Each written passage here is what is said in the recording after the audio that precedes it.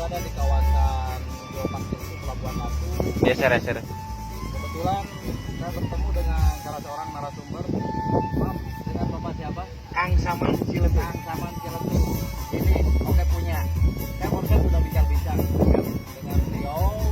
Beliau sudah tahu tentang filosofi sejarah ataupun sedikit sekali mengupas dengan mungkin tersebut dulu ya. Yap.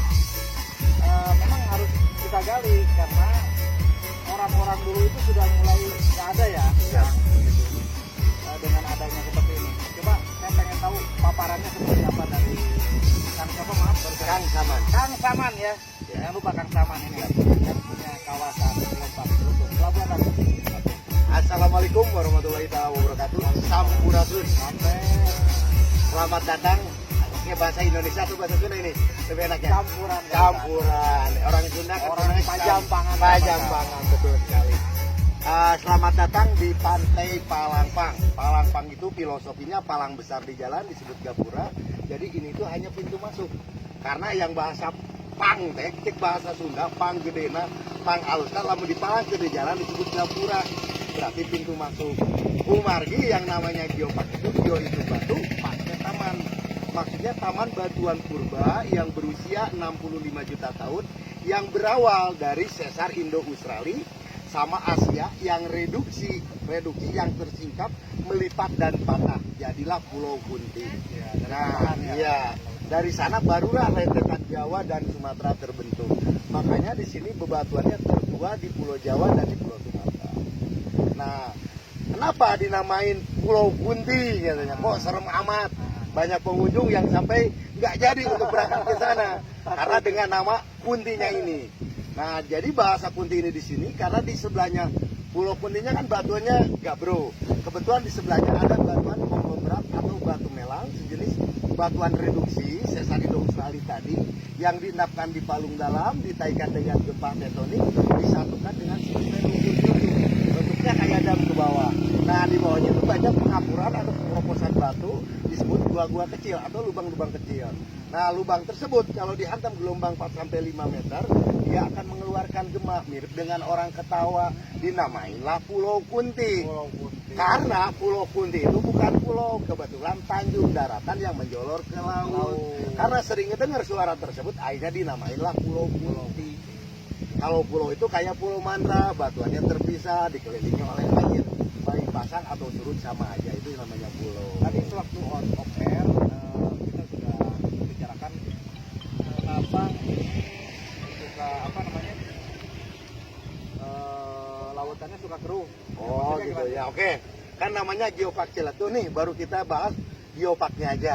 Yang tercatat di UNESCO sebagai 161 geopark baru dunia dari 44 negara, salah satunya Geopark Ciletu dari Indonesia, yaitu Panjapan Island Kunti Indonesia. Kan itu namanya geopark. Nah, sekarang Ciletunya, apa filosofi daripada Ciletu? Ci itu cai atau air, letu itu keruh. Keruh. Jadi itu bukan nama kampung atau desa, kebetulan nama sungai, namanya Sungai Ciletu. Nah, jadi Pantai Palangpang ini kenapa selalu keruh? Karena terhimpit oleh dua sungai tadi, Sungai Ciletu sama Cimarinju. Jadi kalau dua-duanya banjir, kebetulan dia bawa material ke laut, bawa sedimen, ditahan sama gelombang laut, akhirnya ngendap. Jadi kalau ada gelombang dikit aja di pantai ini langsung keruh. Itulah. Nah, di sebelahnya Pulau Kunti, kita balik lagi ke geologi, ada lagi yang namanya Guha Purba Pulau Kunti. Gua Purba Pulau Kunti. Kunti, usianya 60 juta tahun, itu berawal dari fenomena pasang laut dan gelombang laut.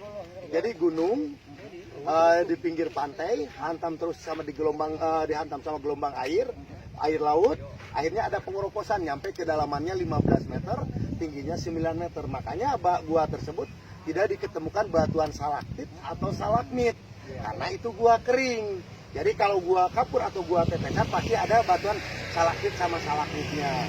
Kalau ini gua kering. Nah, di sana itu ada mitos. Siapa aja yang masuk ke gua Pulau Kunti, pulangnya suka cepat dapat jodoh. Seperti itu. Dapat jodoh. Nah, jadi kalau belum nyampe Pulau Kunti, berarti belum sampai ke geoparknya. Memang geopark itu terdiri dari 8 kecamatan. Salah satu zona intinya itu kecamatan Cimas, yaitu di sini. Karena memiliki batuan purba tadi, yaitu Pulau Kunti. Nah, kalau kita ini secara keseluruhan, kalau dilihat dari ketinggian puncak Dharma, ngelihat ke bawah, ini setengah lingkaran. Betul. Kenapa ini bisa ada lembah di sini? Karena dulu secara geologinya ini penuh. Akibat bukan daratan. Daratan penuh. Itu akibat terdorong dari sesar Indo-Australia yang mendorong, yang ngebentuk disebut Plato Jampang atau Gunung Purba Jampang. Nah, Gunung Purba Jampang itu saking tingginya dia longsor ke laut. Ngebentuklah lembah ini, yaitu lembah Tapak Kuda. Cuman ada lagi Ini termasuk lembah Tapak Kuda. Iya, ini lembah Tapak Kuda. Ya, setengah lingkaran.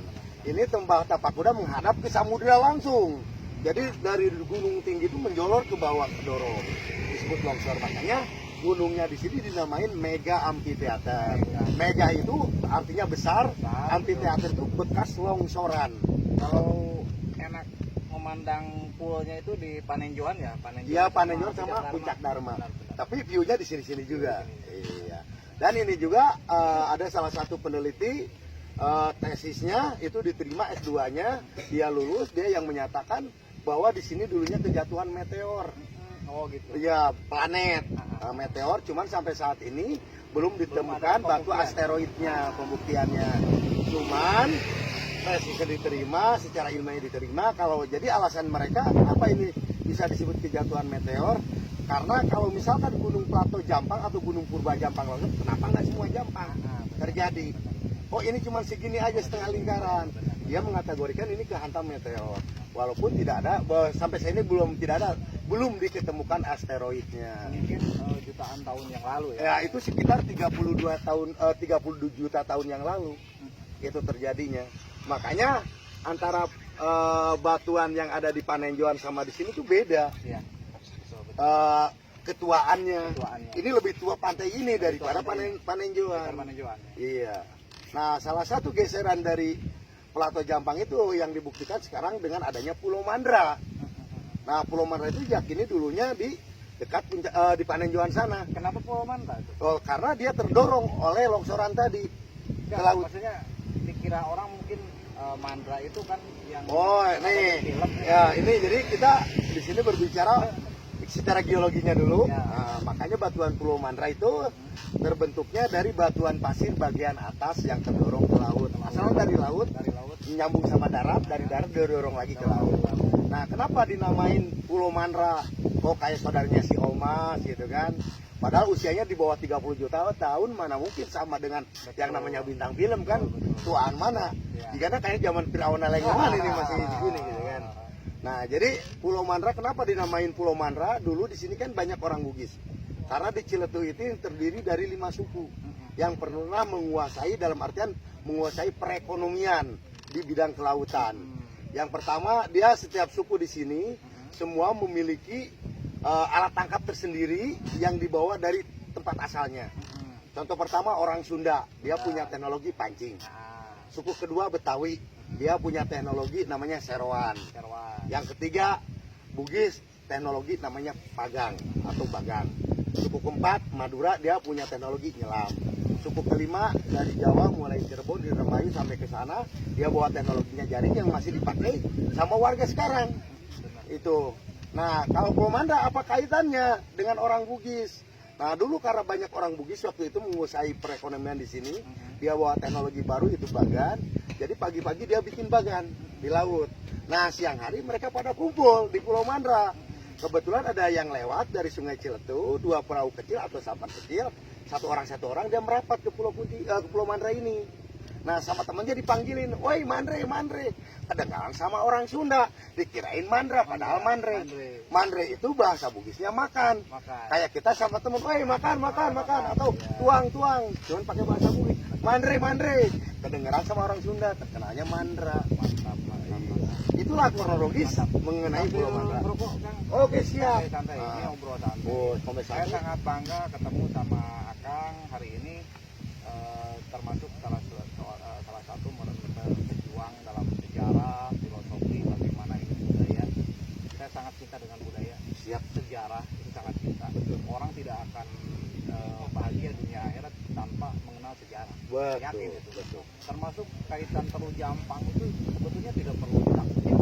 Betul, itu sangat jauh sama yang namanya santet segala macam itu. Itu kan salah satu bahasa dari leluhur kita. Ya, itu. Karena setahu kami ya, pengetahuan kami dari belajar dari kata-kata sejarah, filosofi sejarah, yang namanya teluh itu bukan untuk manusia. Betul. Itu kayak kita punya kebun di hutan atau ladang rumah lah, bahasa Sunda nama kan banyak hama kayak tikus, babi, burung. Nah, salah satu untuk memutus rantai tersebut menggunakan yang namanya ilmu teluh tadi. Nah, kalau orang modern sekarang yang kemarin-kemarin ngaku teluh aja udah dibunuh. Celetul itu. Nah, makanya budaya itu hilang. Nah, sekarang dengan adanya geopark ini kita akan meningkatkan lagi.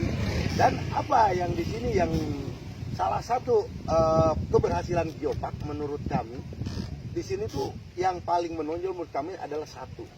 Memang infrastruktur itu salah satu penunjang geopark. Tapi yang lebih utama lagi di sini itu keberhasilannya satu, yaitu di sini ada salah satu kampung. Itu dunia terbalik. Karena mayoritas di kampung tersebut yang kerja itu ibu-ibunya kerja ke Arab. Yang ada di rumah itu bapak-bapak. Daerah Cimarinjung sini. Cimarinjung. Iya. Nah, makanya setelah jadi geopark ini itu dirubah status tersebut. Karena di sini tidak diizinkan yang namanya hotel, makanya yang diizinkan oleh pemerintah itu hanya homestay. Salah satunya untuk mengembalikan ibu-ibu kita yang kerja di Arab sana. Nah, setelah jadi geopark ini, ibu-ibu tersebut pulang dari Arabnya ngelola rumah masing-masing. Nah, kemarin sekarang geopark ini kan udah 5 tahun nih. Kemarin saya survei lagi, tanya-tanya ngobrol-ngobrol sama penduduk di tempat itu. Jawabnya, alhamdulillah sekarang udah tidak ada lagi yang kerja di Arab. Ya, karena dia pun ngelola Ekonominya sudah berputar, karena hitungan kerja di Arab sama ngelola homestay dia pribadi itu lebih besar.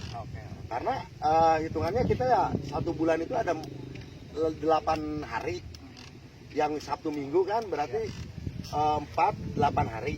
8 kalau misalkan semalam kali 700.000 aja udah berapa? 8 kali 7 udah 4.900.000. Berarti udah menutup gaji dia. Iya betul. Makanya sekarang itu alhamdulillah tempat tersebut tidak ada lagi yang namanya bapak-bapak nangis pagi-pagi. Kalau dulu kalau lewat di sana kan udah nggak asing lagi kalau ada bapak-bapak nangis karena istrinya kerja di Arab. Itu kan salah satu sejarah yang kami tidak boleh dilupakan. Itu salah satu keberuntungan daripada geopark ini. Kalau misalkan nggak seperti itu, kita berarti tidak menghargai sejarah. Nah, ini semua ditelitinya kebetulan sama Universitas Pajajaran. Diketuai oleh penggagasan Profesor Megawati Marosiana sama Profesor Awang, itu guru besar Unpad. Nah, dari mana dananya? Dari mulai penelitian sampai ke UNESCO, dari CSR PT Geopark. Nah, itulah salah satu para pejuang daripada Geopark yang mengajukan di sana. Karena di sini tuh sangat beraneka ragam, dari mulai suku bangsa, suku agama, itu semua di sini mayoritas. Cuman satu lagi yang masih dipertahankan oleh budaya di sini, yaitu budaya masih ortodok. Walaupun ini daerah pelabuhan, tidak identik dengan namanya alkohol minuman. Di sini nggak ada. Ya kalau misalkan ada 1 atau 2 itu semua secara terselubung. Saya juga orang sini nggak tahu. Tapi kalau kita bilang nggak ada, nggak mungkin. Pasti ada. Cuman itu terselubung. Itulah salah satu tegasan dari tokoh alim ulama masyarakat di sini. Jadi yang namanya disinergikan, karena dia nggak mau yang namanya pantai atau pelabuhan identik dengan seperti itu. Mantap, nuhun Kang, pilih Siap. capek, nanti kita sambung lagi. Oke, Kalau ada siap. waktu nanti antar saya ke pulau Boleh. itu, insya Allah lah.